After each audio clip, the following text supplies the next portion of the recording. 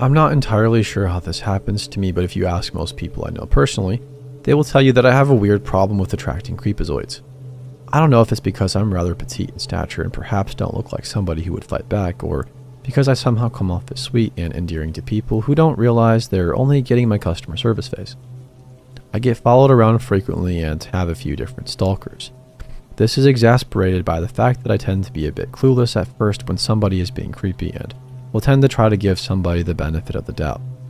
This one is one of my more interesting encounters. I was a barista for a while for Starbucks. I've worked in proper Starbucks locations and also the bastardized versions inside other stores like Safeway, Target, Walmart. You know, the licensed concept stores. This in particular happened while I worked at one of the licensed stores. My manager wanted us to create personal connections by getting the person's name and creating short talk. I'm not great with names, but I have a good eye for faces and remembering a face and a drink. This guy walks up and he has complete prison tattoos. They're only line art and not good line art. Also, they're from Dungeons and Dragons. I can get down on some D&D. This is going to turn into our talking point. The tattoos are of some Egyptian-style gods. Let's say his name is John. I nickname him John the Tattoo Guy. He always gets a venti caramel sauce white chocolate mocha. He begins to come in 3 or 4 times a week. One day, I get into a somewhat weird situation. He pauses and stares at me and asks, "Have you been avoiding me?" I laugh, and at the time, I didn't realize something wrong was happening. I said, "No. Maybe you've been avoiding me. I've been at school a lot." He nods and walks off. My coworker grabs my hand and her voice drops. "He's been coming in here every day looking for you. He checks under the counters." I pause and stare at her and decide that maybe this guy just has some social disorder that makes him a bit awkward. He comes back in about a week later. I'm having a conversation with other customers about donating blood. I've always been a firm believer in donating blood whenever possible. I myself am afraid of needles, but I use them to try and get over my fear. Without a beat and in a very friendly way, John the Tattoo Guy says, "I can't donate blood." "Oh, why not? Are you afraid of needles too?" "Now, I have Hep C, but don't worry, you can't get it unless we really have rough sex." Keep in mind, I've only ever had basic conversations with him. 2-sentence conversations, basically. I laugh nervously, give him his coffee, and go back to making other coffee. Soon after, I have a security guard come over. I almost think he must have heard the conversation. It turns out John the Tattoo Guy was actually stealing from the stores in the area, and the security guard wanted me to flirt with him and find out where he lived. John and my old security guard, let's not meet again, okay?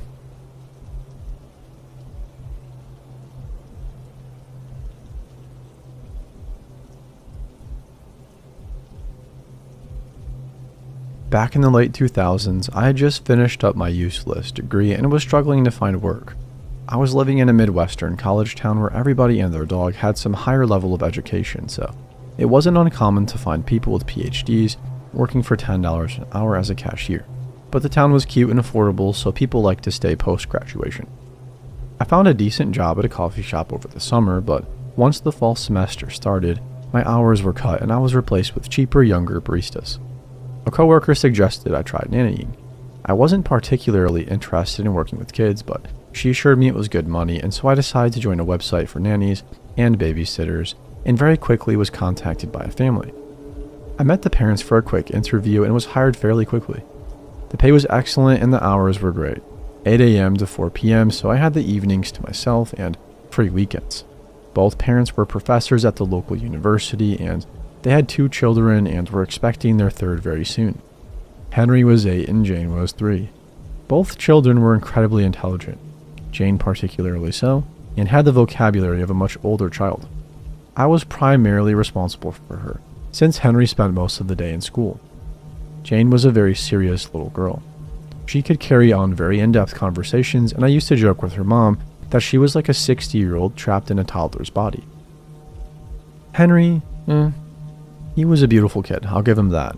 He had thick, dark, curly hair, long eyelashes, piercing blue eyes, and dimples.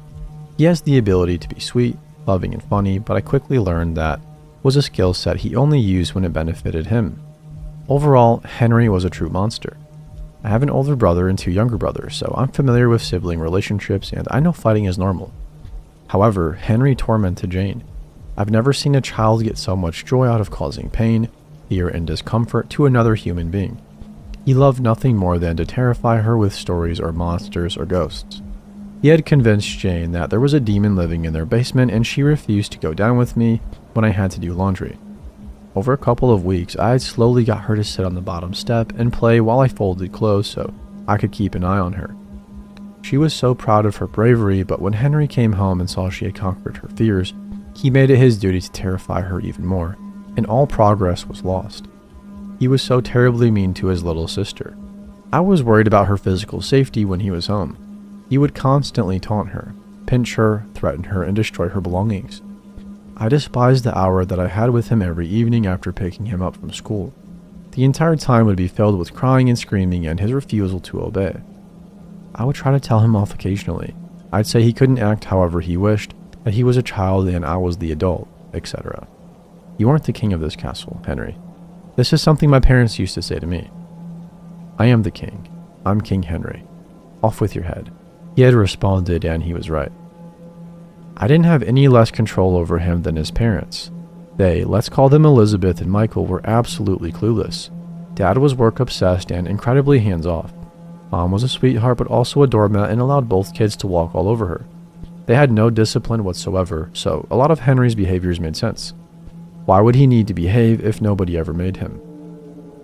I was shocked to watch how Henry treated his mother and how she allowed him to mock her, call her names, and act aggressively towards her. It wasn't unusual for him to tell her she looked ugly and that she needed to go change or put her hair down, and she'd go and do it. He threatened to punch her in the stomach if she didn't do what he wanted. He'd pinch her in the back of the arms when she displeased him. She made excuse after excuse for his behavior, calling him exceptionally bright and bored and having a difficult time adjusting to her pregnancy. When the baby was born, things got even worse.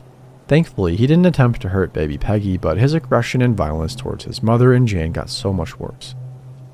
One afternoon, he found his mom sewing needles and tried to trick Jane into sitting on one. When it didn't work out, he stuck one right into her tiny arm.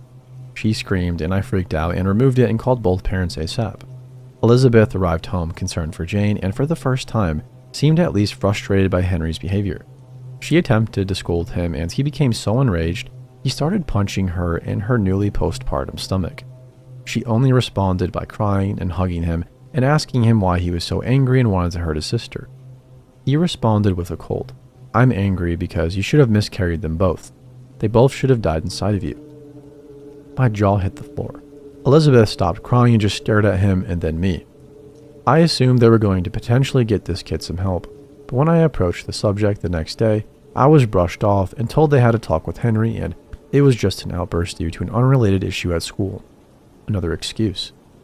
Henry continued to torment the entire family, and he started to target me as well. For the past few months, he mostly ignored me. He'd occasionally call me ugly or throw the laundry I just folded all over the room, but he had yet to get physical with me. This changed one day when unfortunately he had the day off from school, so I got to spend the entire day with him at home while also caring for Jane and Peggy. It was challenging, but by 10 a.m. he was bored of torturing Jane and went to go play in his room. The rest of the morning went decently, with him occupied in his room until lunch, where he spilled his plate all over the table because I didn't cut his crust the right way. I cleaned it up. I had admitted my defeat weeks ago. I couldn't enforce any rules or boundaries if the parents didn't back me up. I put the girls down for a nap, and Henry asked me to read him a story. For the first time, he was calm and genuinely sweet with me. I read him The Big Friendly Giant, and he cuddles closer. I thought for a bit, maybe this kid just really needs some more one-on-one time. I was about 30 minutes into the book when I felt a small hand reach under my shirt and touch my stomach. I looked at him and he stared at me. I gently picked up his hand and told him it wasn't appropriate to touch other people without asking. He seemed angry but let me continue reading. I noticed that he had stopped paying attention to the story and was looking at me all over. Before I could ask him what was wrong, his hand was under my shirt and making its way from my breast when I yanked it away and stood up.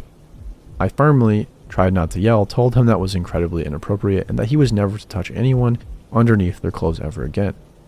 Henry looked at me and said, "I can touch whoever I want, whenever I want, wherever I want. You can't stop me and nobody can." I was very creeped out and felt violated. I know he was a child, but just imagine how that feels as an adult woman. I know children aren't the best with personal space boundaries, but Henry was almost 9 and I knew he knew what he did wasn't appropriate or okay. The intent behind it seemed very sinister. I ended our story session and tried to get through the rest of the day. I was so glad that he'd be back in school for the rest of the week. I did decide to let his mother know because it felt weird to not. She thought it was funny. She kind of chuckled and said he is a very sensory-oriented kid and was just trying to be affectionate. At that point, I honestly decided that I was never going to talk sense into these parents and I needed to look for another job. I knew I was going to put my 2 weeks in pretty soon. I was very sad because I was close to Jane and Peggy and felt like I was abandoning them, but I had discussed Henry's behavior with my roommate and she was concerned about potential legal ramifications for me if Henry did something to one of the girls on my watch. I came back to work on Monday and Jane had a black eye. Henry had accidentally punched her in the eye during an argument. I was so sad for her. I asked her what happened later and she told me that she was playing in her room when Henry came in and took her doll, and when she tried to grab it back, he punched her square in the eye and laughed. Henry was so evil at home, and I wondered why his teacher never seemed to mention any behavioral issues in the classroom. One evening, while picking her up, I mentioned Henry was difficult at home and wondered if she had issues with him at school. She said no, that he was very well behaved, had no issues, and had a lot of friends. I was very surprised. I assumed Henry was disturbed and that his poor behavior transferred into class, but the teacher denied this. I frankly didn't believe her, so one afternoon, the girls and I left early and arrived at his school so I could see how he interacted. She was right. He sat at his desk quietly, raised his hand, and seemed genuinely friendly to his peers. For some reason, this stark difference in Henry's personality from home to school terrified me even more. Initially, I thought he was just a disturbed kid, but at that moment I realized how truly in control he was. Henry wasn't just an angry child with severe behavioral issues. He was just a mean child who knew when and where he could get away with his favorite pastime, causing misery. Thankfully, I managed to find an entry-level position in a field related to my degree in the spring. I have my 2 weeks, and Elizabeth was upset but understood. Henry, however, was livid. He made sure to tell me daily how much he hated me and how glad he was that I was leaving and how he hoped I died. I was feeling less than patient with his antics, so sometimes I replied a little bit more sarcastically than I should have to a 9-year-old child. On my last day, a Friday, my treat to Elizabeth and Michael was to let them have a date night. I picked Henry up from school at 2:55 and we headed home. Henry refuses to talk to me. He wouldn't look at me and wouldn't acknowledge me. I thought that may not be the worst way to spend the next 6 hours. We arrived home and shortly after, Elizabeth and Michael came in and started to get ready for the date. The baby was about 5 months old at this point and they hadn't been out since her birth the fall before. Henry refused to speak to anyone. Elizabeth got worried and thought about canceling the date, not wanting to see Henry upset, but I wrongly assured her things would be fine and they left around 6 p.m. The older two went to bed around 8 p.m. and the baby an hour before, so I only had to make it about 2 more hours with Henry. He ordered pizza and he refused to eat. He just sat there and sulked in his chair. I let them watch about 30 minutes of the Magic School Bus on my laptop, a treat since they didn't own a TV, while I bathed the baby, gave her a bottle, and put her down in her crib. I was surprised I didn't hear a peep coming from downstairs. No crying or screaming. I felt a bit victorious that Henry was so stubborn in his silent treatment that he didn't realize how easy he was making this evening. When I got into the living room, I noticed that Henry had a sly grin on his face. The first one I'd seen all day. I let the episode finish and I took the computer and noticed it was incredibly sticky. I realized it was honey and that Henry had gone into the kitchen and put a solid glop in his hands and rubbed it all over the bottom and back of the computer. I was just relieved he didn't get the keyboards. I took the keyboard into the kitchen, wiped it off, and then heard Jane scream. I ran into the living room and Henry sat there with Jane right next to him with her hand squeezed tightly with his right hand and one of the kitchen knives in the other hand. I froze. I demanded he put the knife down immediately and let his sister go. I told him this wasn't funny and that he crossed a line. He just smiled. I went and grabbed Jane and she cried and Henry chuckled. I really scared you. You know, I could have killed her while you were upstairs and you would have never known. The blood drained from my face. The anger I felt towards him turned into fear and then realization that he was right. I felt so stupid. I rarely left them alone together because it usually ended in Jane being pinched, pushed, slapped, or bit, but I guess I let my guard down given his docile behavior all day. I just started to cry and screamed at him to never ever do that again and go straight to his room. He sat and stared and went to the kitchen and put the knife back, then went upstairs. I was obviously super shaken up and was still trying to calm down as I bathed Jane and got her ready for bed. I told her I was sorry and asked if he had hurt her, and she said he had not. I was about as angry with myself as I was at him. I could see Henry in his room playing with his Hot Wheels set, and I told him he needed to have the lights out by 8:30 and that he could tuck himself in. He stared at me and shut the door to his room, and I hoped that would be the last time I saw him for the night. I got Jane into bed and was reading her a story when I heard his door creak. I got up, and it looked as if he had cracked the door, but the lights were off. I continued reading until I suddenly heard Piggy start to gently cry, but she sounded close. I sprang up, and outside the door frame, I could see Henry holding the baby over the banister. I couldn't even scream. I've never moved so fast in my life. I got to Peggy and grabbed her and just ran back into Jane's room. I shut the door and shouted at Henry, asking him why he would do this, which was a stupid question. I knew why. To torment me, to make me realize how easily he could access his younger sisters and potentially hurt them. Henry could have dropped Peggy and he could have hurt Jane with that knife, but he didn't. And I don't think that was ever his intention. He just wanted to let me know I wasn't doing my job nearly as well as I thought, and that in the end, he was the one always in control. It took time to calm myself and the girls down and get them to sleep. It was close to 9 by the time I left their bedrooms and saw that Henry was still up in his room, reading on his bed. I just kind of looked at him. I was so relieved that this was my last day dealing with this kid and his BS, but I felt sad and scared for his sisters. I told him it was time for bed and that I was going to tell his parents about what has happened. He didn't respond. Turned out the lights and then I heard him call my name. You can tell them, but it's a waste of time. You're just lucky, really lucky. I can do what I want and I can hurt who I want, I can touch who I want, and you are all really lucky. I just shut his door and left. Elizabeth and Michael came home a little later than expected and paid me. I didn't mention what happened that night because it did feel pointless, but the next day I ended up sending a text. I got a long response from Elizabeth full of excuses about Henry, and she even insinuated that I lied. I was over it. I was over them. I did end up contacting Child Protective Services, but I'm not sure if anything ever came of it. I don't believe that Henry was being abused. I've told this story to others and people always ask me that, but no. I think Henry was a born sociopath, and his parents were enablers who never made him accountable for his actions, and the two together created a monster. I didn't hear from them for over a decade. I moved across the country, got married, and now I have kids. My son is almost 6 years old and he has 2 little sisters that are 3. They fight, but he loves them and is so protective and knows what a healthy relationship between siblings look like. Anyways, a few weeks ago, I got a friend request on Facebook from Elizabeth. She looks the same. A few more lines, but still very elegant and pretty. Her profile picture consists of herself and her now 4 children. I glanced across the photo until my eye caught a young man with thick curly hair and bright blue eyes. Henry. Henry ended up looking as stunning as expected. He is about to be a sophomore at a well-known elite American university. He plays for their soccer team and is majoring in business. He has a girlfriend and seems popular in his fraternity. This is all that I can gather through his public Facebook posts. Maybe he learned accountability and grew out of his mean-spirited and manipulative way. I can only hope that's true for his siblings' sake, as well as the well-being of those around him. For now, my family is thousands of miles away from you, Henry. I honestly don't care if we meet again. I handled you before and I can handle you again.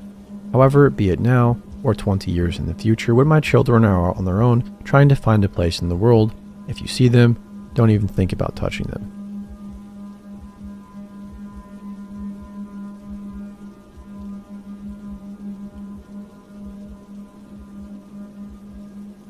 It's been long enough that I'm ready to tell this story. Last year, I was dog sitting for my aunt. The dog is very small, sweet, and even a little skittish. I had to work most of the week, so I was just living in the house for the time being. It's a nice house. Not big enough to feel empty if you're alone, but not small enough to feel cramped. The only rooms I used were the kitchen, bathroom, living room, and guest bedroom. My last day of work this particular week was a double shift. I was excited because after this, I had 2 days off. I planned on using them to introduce the dog to RuPaul's Drag Race. I usually try to keep good spirits for a double shift because regardless of the time and annoying customers, extra money is always needed. My old job was barista and cashier. Mornings are always busy and nights are slow. On weekends, people are more concerned with coffee and breakfast than anything else we may have to offer. I was having a nice time actually because this day was turning out to be not as hectic as the previous ones that week. one even involving a small fire. As the morning rush line was dwindling, the limited tables in the restaurant came into view and I started people watching. As I slowly scanned the customers eating bagels and reading the paper, my eyes met a man in a laptop. He had long dirty hair and a bit of a stubble. He stared at me with a little bit too much intensity. I wondered if he found my people watching rude, so I decided to clean and restock instead. It didn't take long for a line to reform, so I returned to my register. Once again, after the line died down, I could see the few tables in the front. The man was still there, and he was still staring at me. Every now and then, he would look at his computer and then back to me. It almost felt like he was looking right through me, or like he could see every part of me. It felt so uncomfortable that I went and cleaned in the back of the restaurant out of his sight. After the next rush, I took my break and sat far away from the man. He was out of my sight and I was out of his. When I came back from my break, the man was gone. My manager asked if I had interacted with him at all, and I told her about him making eye contact with me, but that nothing else really happened. She told me that the man had been watching porn on his laptop, and she asked him to leave. So, that was weird enough. This man had been watching porn and staring at me. I really wish that this were where the story stopped. Hours passed, and the rest of the day is entirely normal, despite me and a few female coworkers being slightly on edge now. We were in the process of closing, which is actually a process I really enjoy. I'm one of those weirdos that likes to clean. We're well in, and I'm almost done with my assigned jobs when my manager comes up to me again. She informs me that the man had found his way back in the restaurant at some point, and she found him hiding in a back corner. She chased him out by threatening to call the police. She knew that earlier in the day he seemed to be paying attention to me. She said I could finish up whatever I wanted or needed to, but afterwards, she strongly advised me to get home as soon as possible. She also offered to walk me to my car. I took both offers and quickly got my things together and clocked out. My aunt's house was not far from work. It was a 5-minute drive at most, which was helpful because then I didn't feel crippling anxiety for much longer. I got in the house and after triple checking that I had locked every door, got into my pajamas. But unsurprisingly, I was not ready to sleep yet. Now was the time to introduce the dog to RuPaul's Drag Race. I went into the living room. The living room consists of a couch, 2 chairs, a TV, a window, and the front door. Unfortunately, the porch light was broken and the window had no curtains. That had me a little stressed, but I was willing to take that over the only other TV in the house, which was the one that exists in the scary basement. Facing the basement TV included having my back to a sliding glass door facing the very dark woods. No thanks. I was setting up the TV when the dog started growling. I really didn't think much of it, as I said. The dog is skittish, so he growls and barks all the time. I wasn't looking at him. I was muttering, "Shush," and figuring out how to work the TV. The dog didn't stop and started to get louder though, so I finally put down the remote and turned to face the dog. I froze. The dog was barking at the window and there was an outline of a man at the window, the exact same build as the one at the restaurant. I screamed, and luckily that was enough for the man to run away from the window. I stood there frozen for a while. The dog had calmed down, but I hardly felt safe, so I went into the kitchen, grabbed a big knife, and did what any responsible adult would do. Called my mom. She did not advise calling the police. My mom never does, and instead came and spent the night with me. I told my aunt. Spent the rest of my time dog sitting, clutching the knife anytime I slept or took a shower. My aunt also gave me permission to have one friend stay with me every night. Nothing else ever happened. I never even saw the guy come into work again. Part of me wishes I knew who he was, or where he went, or what he even wanted with me. I'm glad he was a coward and that all it took to scare him off was my scream and an extra small dog.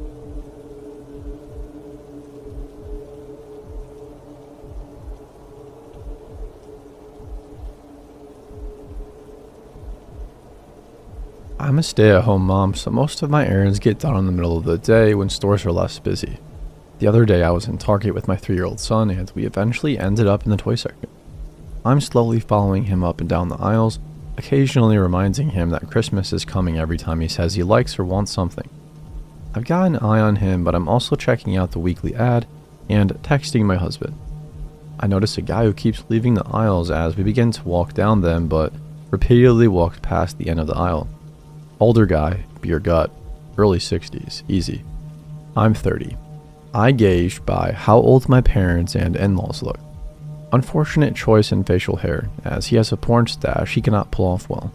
My guard is up now because he wanders by too many times and keeps glancing at my son. We get done on the toy aisle, look at some Christmas decorations, and eventually head to the registers. I end up letting him pick out a toy car because he was having a good day, well behaved and no accidents, listening well. I noticed the same guy in line a few people behind me, but he moves to a newly opened line a moment later. We take our cart and head to the in-store Starbucks because Mom deserves a treat too. I set my son down at a table with his car and park our cart behind his chair. I make sure he knows I'm getting up to order, and I'm literally 8 steps away from him, and he's talking to me the entire time because, of course, LOL. I go sit back down while I wait for our drinks. Take a glance around and don't see porn stash dude, so I start to think that maybe I was just being a little bit paranoid and start to come up with reasons this guy could have kept crossing our path. Our order is called, and again I tell my son I'll be right back. In the 15 seconds it takes for me to go up, answer the barista's question about whipped cream or something on his drink, and turn around, that porn stash dude is standing next to my child talking to him.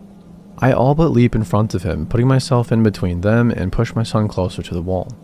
I growl at the guy to move back, and he takes one step back and makes some excuses about just wanting to talk to my son about his toy. My son, hearing my scary voice as he calls it, is now under the table, and I can feel myself baring my teeth at this creeper. A manager rushes up and asks what's wrong. Tell him I've noticed this guy hanging around my son and me, and just now, being way too close while I'm getting our drinks. The manager demands that the guy leaves, which he does quickly, as now the entire cafe is staring at him.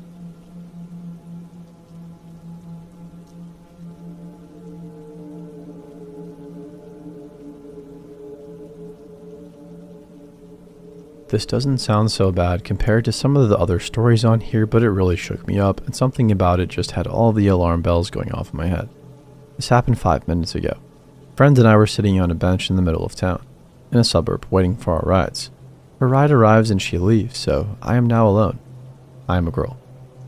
The whole time we were talking, there was this guy standing on the corner near our bench. He looked like he was in his mid-50s and he had a beer belly. A few seconds after my friend leaves, the guy turns to me and starts walking over to the bench while saying, "Hey, how are you?" I immediately think nope, and get up and walk away speedily. As soon as I do this, he says in an extremely defensive tone, "Wow, I just said hello. Are you serious?" There is a Starbucks nearby, so I walk into the store. I sit down and look out the window and immediately notice that he is walking to the store. Fast. So I get up and tell the barista that this man is following me. As soon as I say those words, the other person in the Starbucks besides the barista, a woman also in her 50s, whips around and very aggressively says to me, "That's my husband. I highly doubt he was following you." I go, "Okay, well, I've had some bad experiences before," and he approached me in an unsettling way. But before I even finish this sentence, she repeats in the same tone, quite loudly, "I highly doubt he was following you. That's my husband. I highly doubt it. That's my husband." At this point, the husband enters the store and starts saying, "I only said hello. All I did was say hi." And the woman is still yelling, "That's my husband. I highly doubt he was following you." At this point, I'm freaking out because I am so overwhelmed by the two of them, especially the woman attacking me about the fact that he is her husband, so I just leave. I run/walk out the Starbucks and down the street to another store until my ride arrives. I know it doesn't sound like much, but it was very jarring. I am young and a female and I was alone, and to have the two of them yelling at me about how he's her husband and what's wrong with saying hello was just too much. There is tons of wrong with saying hello in that tone of voice to a young girl on the street in the middle of the night if you're a 50-year-old male. Just saying.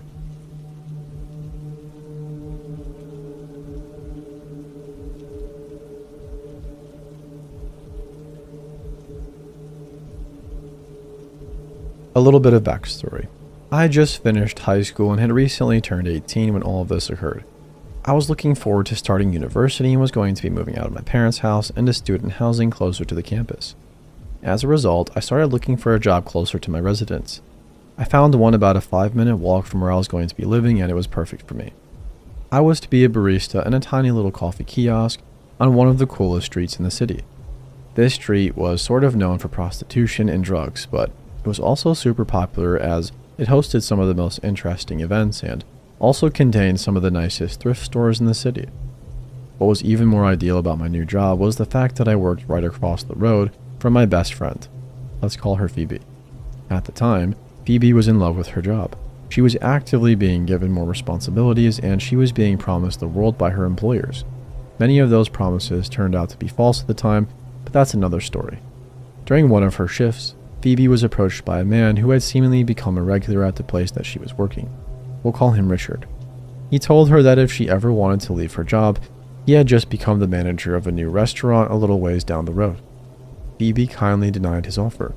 He approached her several more times with the same offer before she recommended him to our other close friend, who we can call Mia.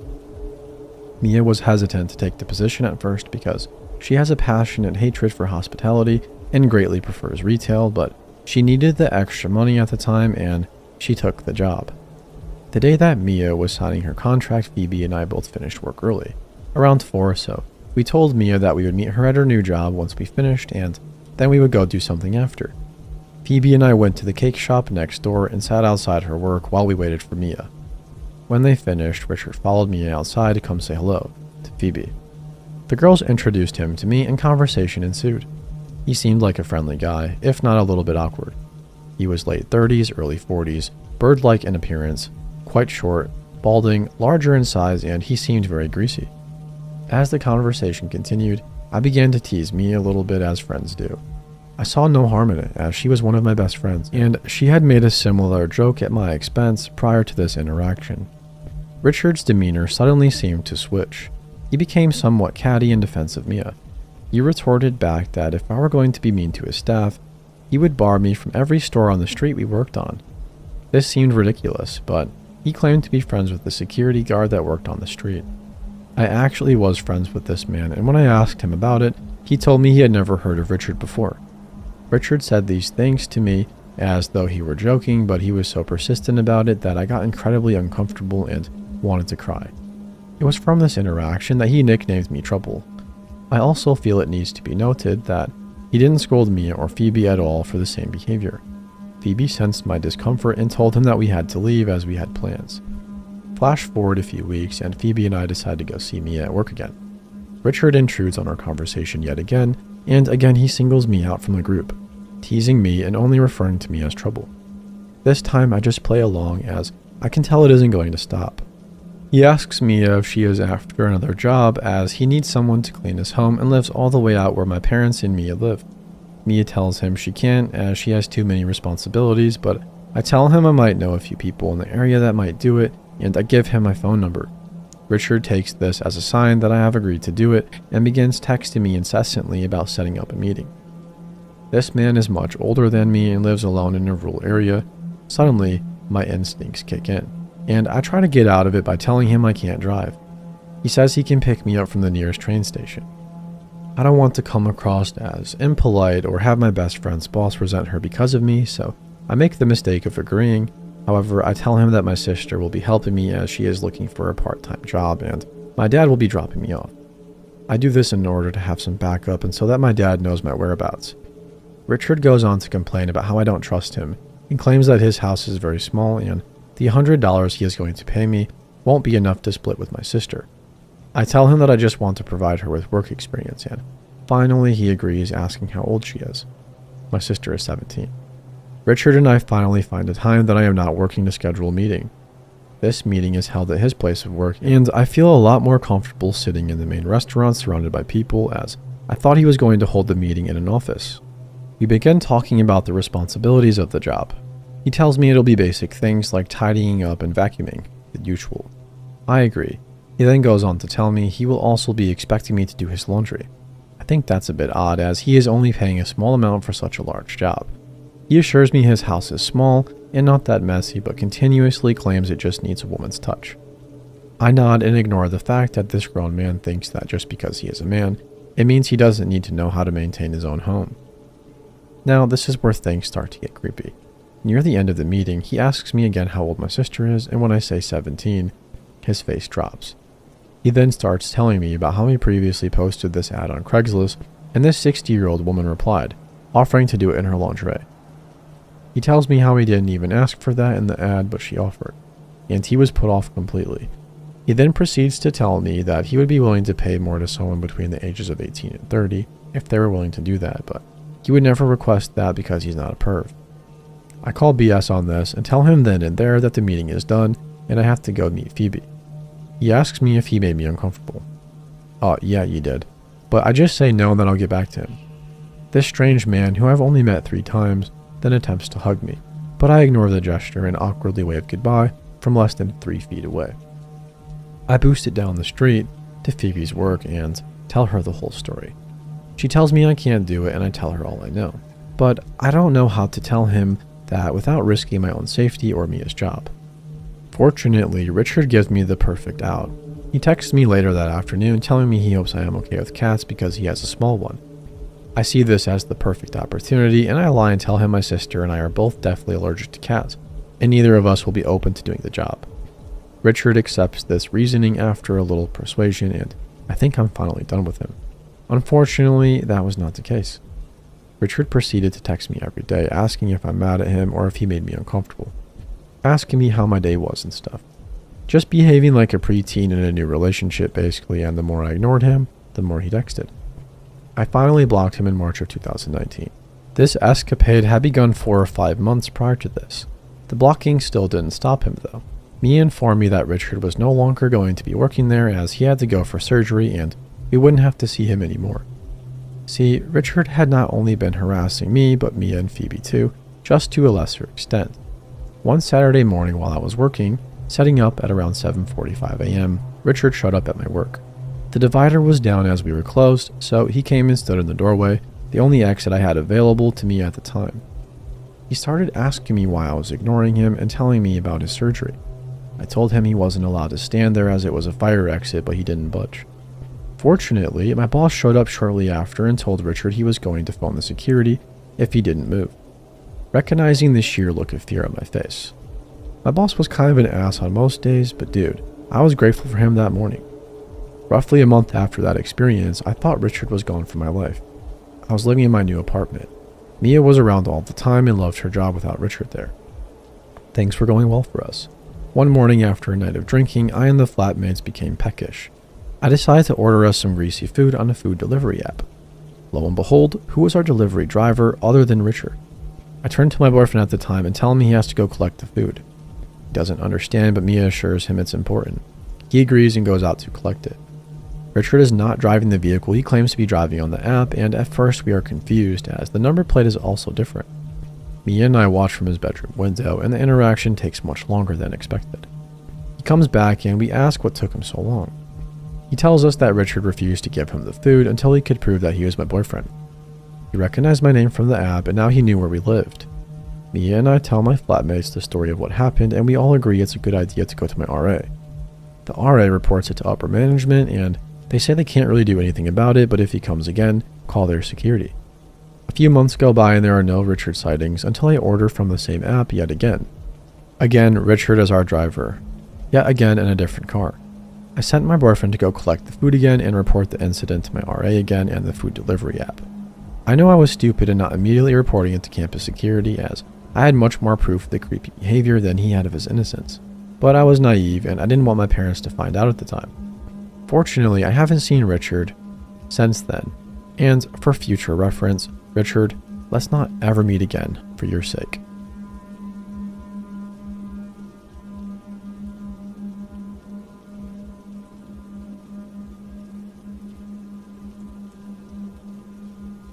This incident happened to me over the Christmas holidays this past year, and it just occurred to me that the sheer insanity of it may make it a good fit for this sub.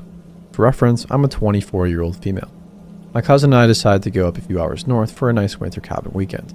It went great, nothing creepy at all. On our final day, we packed up at 6 a.m. and hopped in the car to get an early start on the 5-hour drive that we had ahead of us. It was a foggy morning, not actively snowing, but previous snowfalls had piled up quite a bit, making the drive a little risky in the dark early hours of the morning. My cousin was driving and we were chatting and listening to podcasts, not too aware of our surroundings.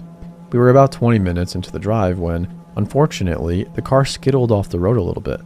Damn you, black guys. And we very slightly grazed a tree. We got out to take a look and by some miracle there was no damage or anything on the car. As my cousin and I started to laugh with relief, we were just thanking our luck. I shielded my eyes because of some idiot with their crazy high beams coming up behind us. So obnoxious. My cousin laughed, starting to open her door to step back, and when the blinding headlights, car honks and continues to keep at it as they approach us. My cousin and I looked at each other, super confused, but quickly hopped back in the car. The car begins to slow down, and we're able to see a man in the driver's seat, and he finally takes his hand off the horn and pulls up right next to my cousin's car, which is really dumb because we were off-road and it was crazy slippery. He rolls down his window and motions for my cousin to roll down ours. We figure it's fine because he's still inside his car and we're in ours. I know, probably still a stupid move. "Hey there, ladies. In a rush this morning?" He laughs. Not really, just trying to get home." "Can we help you with something?" My cousin replies, totally stone cold poker face. "Oh no, I just noticed you dropped something about 2 kilometers back. It fell out of your trunk." My cousin turned to look at me. "Did you shut the trunk when we left?" "Yeah, dude, obviously," I replied, and knowing the way the car is shaped, we would have seen and definitely heard an open trunk. "No thanks, sir. I think you might have us mixed up with someone," my cousin said and immediately rolled up her window. This man just gave off bad vibes. He starts blaring his horn again and motioning for us to roll down the window. My cousin rolls it down again and sees him holding up some women's underwear and smiling. "See? Does this look familiar?" I can literally remember the exact tone with which he said that. "No thanks, sir. You have a great day now." My cousin quickly rolled up her window again and floored it, quickly hopping back on the road, and thankfully the man was either taken aback or just gave up, and we didn't see him for the next hour or so. My cousin and I were both a little shaken up but tried to laugh it off since we were safe and hadn't seen his car follow us or anything. About 2 hours into our trip, we got off at an exit to fill up for gas and grab some breakfast at Starbucks. My cousin and I mobile ordered, and I was going to quickly run in to grab our food and drinks. It had started snowing at this point, and while the sun had been up for a little bit, it was still foggy and gloomy, making it hard to see the surroundings. I ran in, and as I reached for our food, somebody's arm reached over mine to grab a napkin, and I instantly flinched back. When I looked up, I truly almost crapped myself. It was the man. Despite him never getting out of the car, he did have his lights on, and I was able to get a clear view of his face. It was him, I was sure. "Look at us, just like old friends," he smiled at me. I immediately looked down, grabbed my food, and started walking out of the store. As I left, I heard him talking to the barista saying, "See that beauty queen? That's my beauty queen." What the heck? I almost had tears in my eyes because I was so terrified. I power walked back to the car, almost tripping outside because I was so scared and not walking like a normal person. I hopped in and screamed, "We need to get the heck back on the road. He's inside the Starbucks." My cousin started laughing, thinking I was pranking her, but she quickly realized that was not the case when the man walked out of the Starbucks a few seconds later, with no drink or food in hand, walking straight towards our car, waving at us. My cousin quickly started to turn the car on when the man reached into his pocket. I genuinely thought that he would pull out a weapon, holding up the underwear he had before. Thankfully, my cousin took no time in backing out of there and speeding back onto the highway. We were both freaking out at this point, not sure how he ended up on the same stop as us, despite us not seeing him behind us at all. He could have taken some sort of back roads we didn't know about, but it would have taken him much longer than us to get there, unless he was trailing behind. I don't know. We quickly tried to find an alternate route on our Maps app, and thankfully there was one that made us go through some local roads, which we hoped might help. Of course, with our luck, as we were going through a smaller town, I felt the car getting gradually lower on my side. We pulled over at a well-lit gas station and realized we were losing air in one of the tires. We were both too scared to get out, but figured if we went out together it might be less scary. So we did. Filled up the tire with some air and it seemed to be okay. We got back in the car, back on our way, and everything seemed fine until 10 minutes later, when this car seemed to appear out of nowhere directly behind. My cousin and I looked at each other, having no idea what to do if it were the man. Our suspicions were confirmed when he blared his stupid horn again, then quickly swerved off the road to get right next to us. So this time he was on my side. He had his window rolled down and was screaming at us. At this point, I gave zero shits and called my brother-in-law, who's a cop. I know I should have called the police directly. It was a stupid move, but in the moment, I was trying to justify this as being not that serious. My bro-in-law told us to drive directly to the nearest police station and to call them right away so they could be alert. Literally, as he was instructing me, the creep broke his car. Just stopped on the side of the snowy, icy road. We were still speeding away, so it quickly got harder and harder to see him. but from what I could make out, he had gotten out of his car and was sitting on the hood. Just sitting on the hood of his car in the freezing snowy weather. My cousin and I did not want to stop or do anything with about an hour left in our journey. We decided to just book it straight home, and thankfully that was the end of that. I know we made a lot of stupid mistakes that could have potentially had horrible consequences, but I'm super happy we made it out alive and unharmed. I still don't know how he caught up to us seemingly magically and why he just sat there at the end, but I don't even want to find out at this point.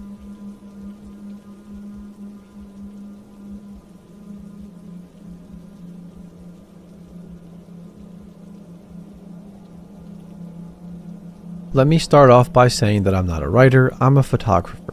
I cannot describe things with words as I can visually, so please bear with me. I am not a very large guy by any means. I am 20 years old, 5 foot flat and about 100 pounds. I don't have any growth disorders, I just grow at a slower rate. I live and go to school about a 20-minute drive outside of the downtown area of my city. Every Friday, I usually take the train downtown and walk to the nearby Starbucks to flirt with the cute barista a bit and write in my journal or do some homework. Typical hipster stuff.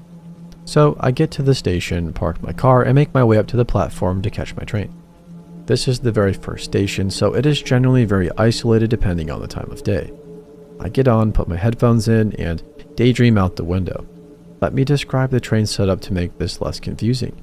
At every door of the train, there is a transparent glass barrier that sits in between the seats, nearest to the doors and the other doors. The seats and glass barrier both sit in the same direction. As the train starts moving, we pick up our groups of people along the way to my stop, which isn't for quite some time. About halfway to my destination, this older man with headphones on sits next to me. I didn't pay him much attention. As the train moved, I would often glance in the glass barrier in front of me and notice this guy staring at me very intently. Yes, I realized this sounds just like the story here of the girl on the train with the creepy dirty guy staring at her. I deal with an anxiety disorder, so things like this make me very freaked out very easily. And maybe rightfully so. So I started panicking because the train was very crowded and this was a big guy basically blocking my exit to get off the train because of the barrier in front of me and him to the right of me. I don't know why I did this, but for some reason I felt the need to try and have a conversation with him. I think I felt like maybe if I did this, it would reassure me he was just a normal guy. I don't remember what I said and I don't remember his response. I just know it was a very short one, and he kept staring. And I was getting close to my stop, so I stood up as much as I could, and he got the hint and let me off whenever the train came to a halt at my stop. I also noticed that he decided to get off with me. I started making my way quickly to the escalators because I just wanted to get the heck out and get my damn coffee, as if my heart needed it. I glanced behind me and noticed the man again, and he flashed a short, shiny blade out of his pocket. I panicked and immediately started a panic-stricken conversation with an older lady in her 40s probably, who was standing nearby at the ticket machines. I talked to her as if I knew her, but my voice was off and I was visibly shaking, so she knew something was wrong and played along. I stayed with her for a bit until after the man had left. She was extremely concerned when I told her what happened, but I assured her I would be fine and that I just wanted to be going. I know this isn't as creepy as some others on here, but it's all I have. So, scary public transit guy, let's not meet again.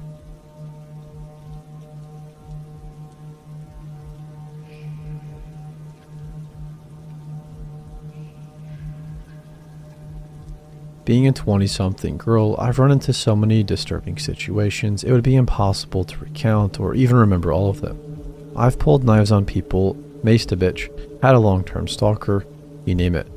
This particular instance takes the cake, since not only was it terrifying, but so was the dude's incredible brazenness and bizarreness. I went to school in a large city in the Northwest that had a poor reputation, not only for gang and race violence, but also for being a bit of an all-around shithole. While this city didn't necessarily deserve the reputation, like any large city, it was the host of plenty of murders and general criminal activity. The north end of this city was actually super nice. This was the end of the city that the school was on, along with some nice houses and parks along the waterfront. As many of you may know, the Pacific Northwest is known for being a bit dreary, cloudy, and rainy. This particular day, a weekday, was beautiful. Blue, clear skies, warm but not too warm. Since the weather was so nice, I decided to go for a jog to the waterfront, around 2 miles away from my home near the school. The final stretch of road before the waterfront is on a very steep hill that stretches for 6/10 of a mile. I googled it to be sure. Call it Road A. Road A is a busy road but is only 2 lanes. The surrounding streets are residential. From where I was coming from, this 0.6 miles of Road A was a straight shot down to where I wanted to be. For the future, imagine that Road A is the main road and streets 1, 2, 3, etc. are perpendicular streets coming off of Road A. As soon as I make the 90-degree turn from one road to Road A, an older 60s, maybe 70s two-tone gray/red Ford pickup truck passes me. Since again, this is a larger, more dangerous city than I'm originally from, and because I'm already an anxious person, I am always on high alert, or whatever you want to call it, when I'm out alone in the city. Therefore, I notice this unusual car. I can't continue to jog down Road A because running downhill destroys my knees, so I slow to a walk. I notice that the truck slows and makes the first right in front of me to the road perpendicular to Road A. Let's call it Street 1. I'm on the right hand side of the Road A. I don't think much of it except that they are an asshole for not using a blinker. Very OCD about people using their damn blinkers. By the time I pass the road that the truck is turned down, I see the truck immediately. It is pulled up on the right hand side of Street 1 and the ignition is off. I notice the older man sitting in the Ford. He's probably in his 60s or 70s. White hair, heavier with wrinkled skin. He's wearing overalls with a red flannel shirt. Just an old man going about his business, right? Maybe, but he's staring at me. Staring. Will not blink, will not look away, staring. Obviously at this point, I know this dude is at least a bit of a creep. As I continue down Road A to cross Street 1, I notice that something else is off. This truck is pulled up really close to the intersection, as if he were meaning to turn back onto Road A, but again, the ignition is turned off. I look at him to ensure that he's not trying to turn or anything and begin to cross the road. For a split second, I think that I must know this person. This staring is so intense, but I don't. My instinct is to keep my head down and ignore this idiot because at this point I've learned that making eye contact with whatever person is showing visual interest is just asking for verbal contact from them.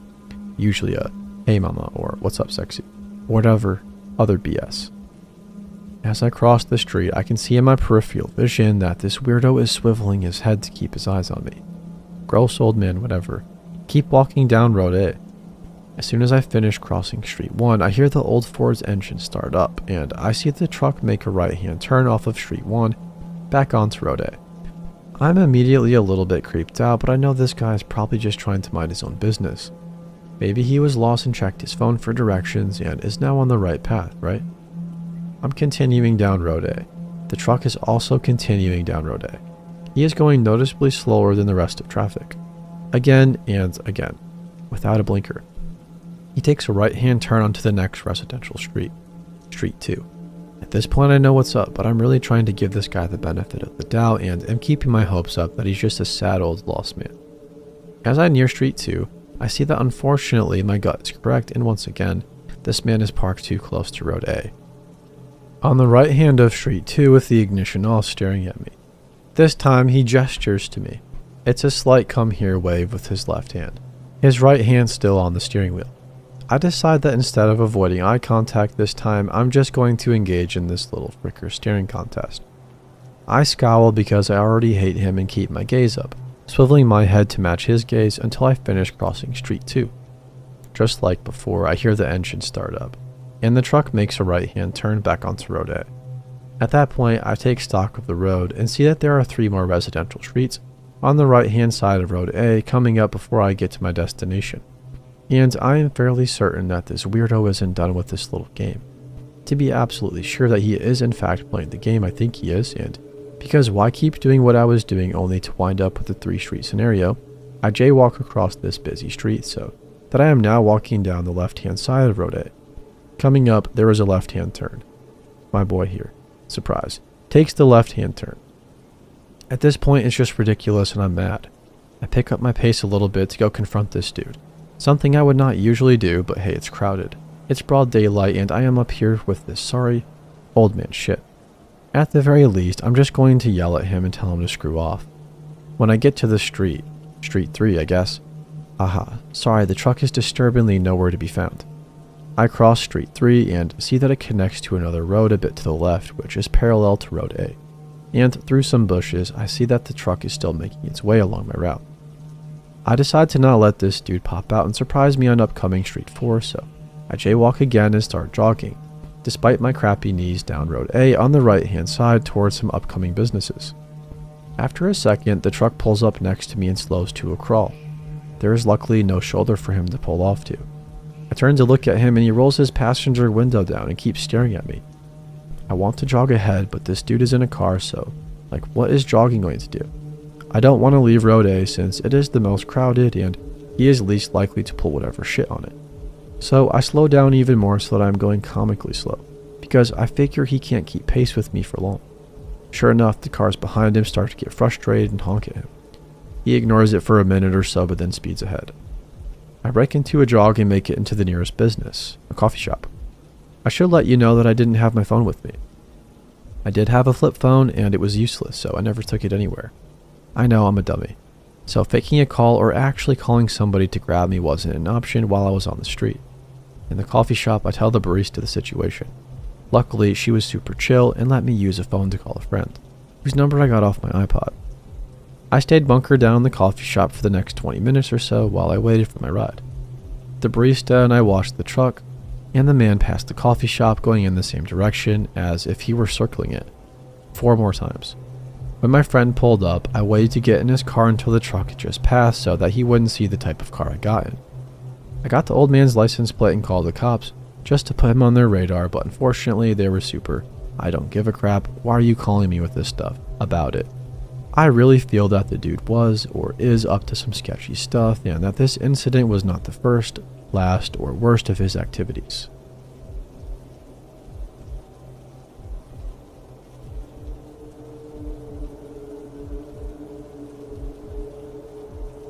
Sometimes you are the hero of your own story. Sometimes you're just a side character and only realize it at the end. Boys and girls, I present to you the Ballad of Creepy Kyle. Kyle was kind of chubby with a buzz cut that was thinning on top and a sad little attempt at a mustache on his lip.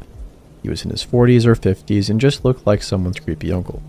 The restaurant I worked in at the time was family owned and rather small. He didn't have enough money to order most of the food on the menu, so he'd order an iced tea or some other beverage and sit for hours at the same table. Seeing as the restaurant was so small, that meant you had to bus your own table, so getting Kyle in your seating was a special brand of shit. It didn't help that he wouldn't leave more than $1 tip no matter how much he claimed to like the service.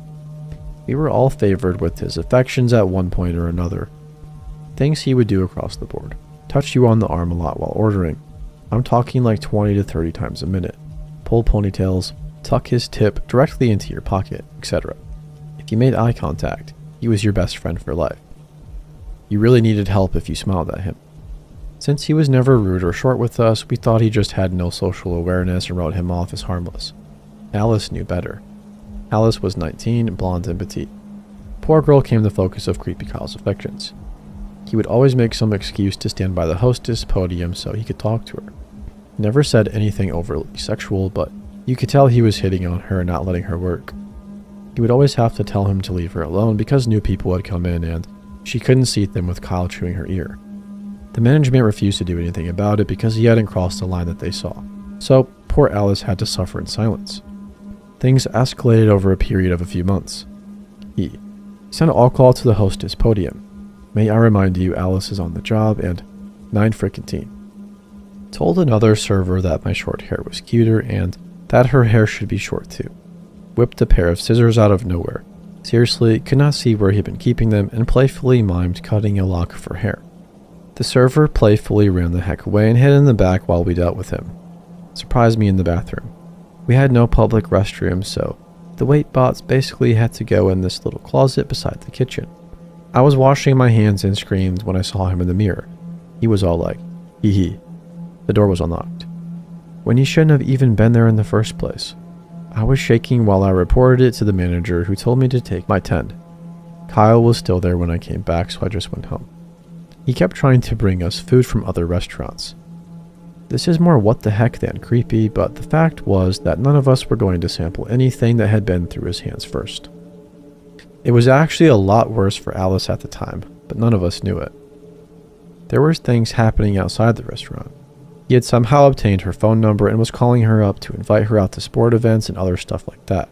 Sometimes he would hang around after the restaurant closed to try and see her. Usually one of us would give her a lift to her bus stop, as she had no car and there was no way that we would let her go alone. One day he was at the bus stop waiting for her, and the person giving her a lift drove away before she spotted him. When the bus was late, she decided to ditch the stop and walk. He decided that meant they were walking together and followed her for half an hour. She was scared of telling him to leave, so she tried outrunning him. He always caught up. Finally, she ducked inside his store and called one of the other servers to take her home. Stuff hit the fan over the course of 2 days. Day 1, I was walking down the street with my earbuds in. I was doing some lazy Saturday shopping, mostly just walking around and enjoying the sunshine. Somebody honked at me. Kyle's been driving alongside me for who knows how long in a dirty orange pickup truck. I just stand there like a frozen deer while he teases me about how loud my music was. Then he says, "Hey, hop in the truck, sweetie. I'll give you a ride." I couldn't do anything but shake my head. I quickly ducked into the nearest store and stayed there for 2 hours. I would go browsing in the aisles farthest away from the door, then check out the window every once in a while. I think he kept circling because sometimes the truck was there and sometimes it wasn't. After he left, I ninja'd my way to my car and promptly drove to a friend's house and stayed there for hours. Day 2. Guess who's seated in my section? I hadn't had a chance to tell anybody about yesterday, so they saw no problem with pawning him off on me. My insides fill with dread as I give this weirdo his complimentary water and prepare for hours of creepitude. Instead, Kyle hands me this large envelope and tells me to give it to Alice. It's pink and has ribbons printed on it, so it looks like a wrapped present. I'm surprised I even managed to pick it up. My skin was crawling so bad. He gets up and leaves at that point, so I'm almost relieved. I didn't really want to give the envelope to Alice.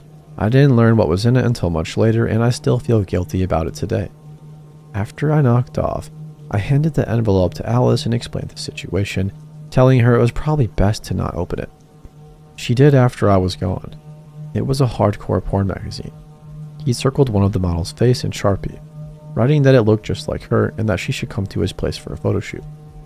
Alice sat down with the managers and laid everything out for them. The managers basically told her that it was more trouble than it was worth to deal with the police and that it was really her problem. Alice quit that night.